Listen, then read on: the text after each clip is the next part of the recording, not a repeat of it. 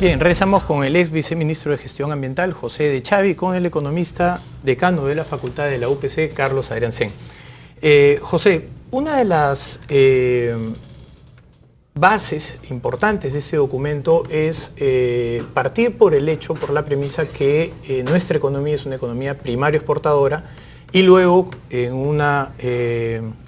un continuum llegan a la posibilidad de enfrentar una enfermedad holandesa. Explícanos, por favor, en base a qué sostienen ustedes que nuestra economía es primaria exportadora y cómo así podríamos llegar a una enfermedad holandesa. Yo no diría que ese es el enfoque central del documento, ¿no? Digamos, es una base, ¿no? El peso de la minería básicamente es el indicador de las exportaciones, más del 60% de las exportaciones. Tiene una participación muy importante en el impuesto a la renta, no es 50%, insisto, hay que ver la nota de la SUNAT, es 25.7% el aporte de la minería. Además, casi el 90% de la carga tributaria del sector minero es impuesto a la renta, es el impuesto fundamental que paga la actividad minera.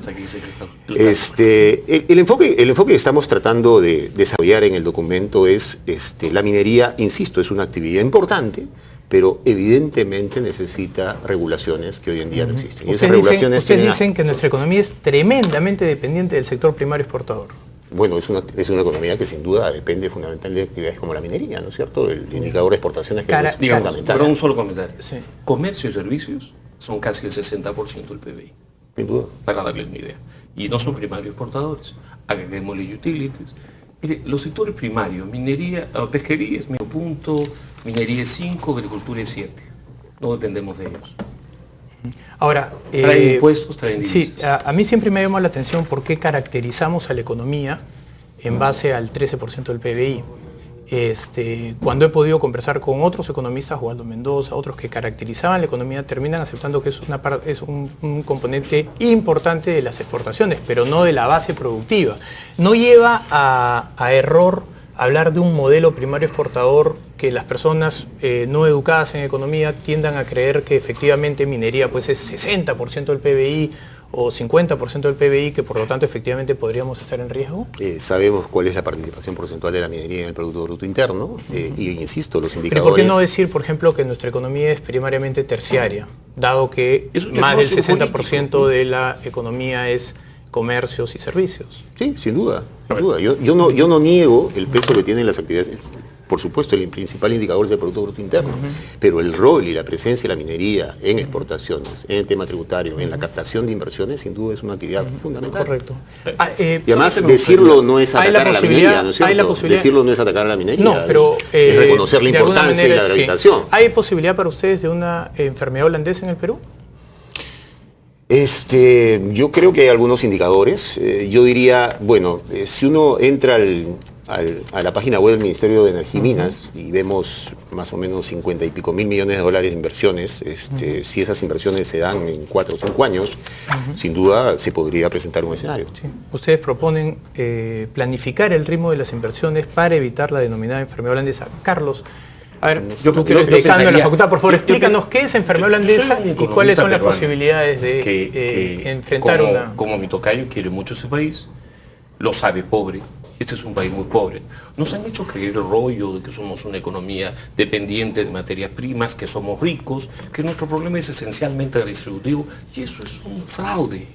Este país es un país pobre, muy manejado, tiene una tasa de apertura que es el 10º de países con ingresos similares hace 50 años que se desarrollaron exportando y abriendo sus economías. Nos hemos gobernado muy, muy mal. Y tenemos clichés a los que somos muy, muy fieles. Pero, por ejemplo, esto de que tenemos un pipeline de inversiones mineras de más de 50.000 millones de dólares. Chile cae en el mismo juego y dice que tiene como 100. Pero en la práctica, ¿cuál es el flujo de inversión en un buen año? ¿3.000? El año pasado dicen que 4.000 con cifras que cambian a cada rato. ¿Qué quiere decir? Que la 10ª parte de los proyectos que quieren ingresar entran finalmente. ¿Qué está pasando con nuestra regulación laboral?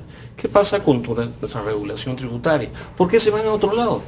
¿Por qué le quitamos al país la probabilidad de que haya más recursos para después de una reforma del Estado gastarlos decentemente, en tener una justicia de primera, una educación de primera? Discuten los congresistas sobre seguridad ciudadana, Pero mientras no ordenemos el aparato de seguridad ciudadana con tanto policía delincuente siendo pagado por los contribuyentes, nunca va a alcanzar la plata.